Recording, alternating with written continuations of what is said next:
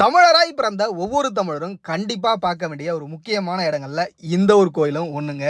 900 ஆண்டுகளுக்கு முன்பு சோழர்கள் கட்டின இந்த ஒரு கோயிலை உலகத்துடைய பாரம்பரிய சின்னம் அப்படின்னு சொல்லி அறிவிச்சிருக்காங்க.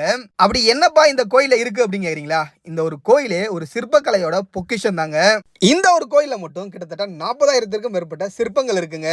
சங்கீதம் இசைக்கும் இசை படிக்கட்டுகள், குதிரைகளும் யானைகளும் இழுக்கும் தேரை போன்று வடிவமைக்கப்பட்ட மண்டபங்கள், நின்ற நிலையில பிரசவிக்கும் தாயோடைய சிற்பம், ஒரே உடலு 2 உயிர் இருக்க இந்த யானை மற்றும் காளையோடைய சிற்பம், ஒரே யாழிக்குள்ள 7 ஆற்றல் மிருகங்கள் அப்படின்னு இந்த ஒரு கோயில்ல சிற்பங்கள் கொட்டி கிடக்குதுங்க. இங்க இருக்க ஒவ்வொரு சிலையும் சோழருடைய சிற்பக்கலை திறமைக்கு எடுத்துக்காட்டா இருக்குங்க. இந்த ஒரு கோயிலை கிபி 12ஆம் நூற்றாண்டுல 2ஆம் ராசராச சோழன் தான் கட்டியிருக்காரு. சிவபெருமனுக்காக கட்டப்பட்ட இந்த கோயில்ல விமானத்தோட உயரம் மட்டுமே 80 அடியாங்க. இப்படி நிறைய கலை பொக்கிஷங்களும் ஆச்சரியங்களும் நிறைந்த ஒரு கோயில் தாங்க கும்பகோணத்துக்கு பக்கத்தில் இருக்க தாராசுரம் ஐராவதீஸ்வரர் கோயில். இந்த கோயிலை ஒவ்வொரு தமிழரும் ஒரு முறையாச்சும் சென்று பார்க்க வேண்டிய கோயில். நீங்கள் இந்த கோயிலுக்கு போயிருந்தீங்கன்னா கீழே கமெண்ட் பண்ணுங்க.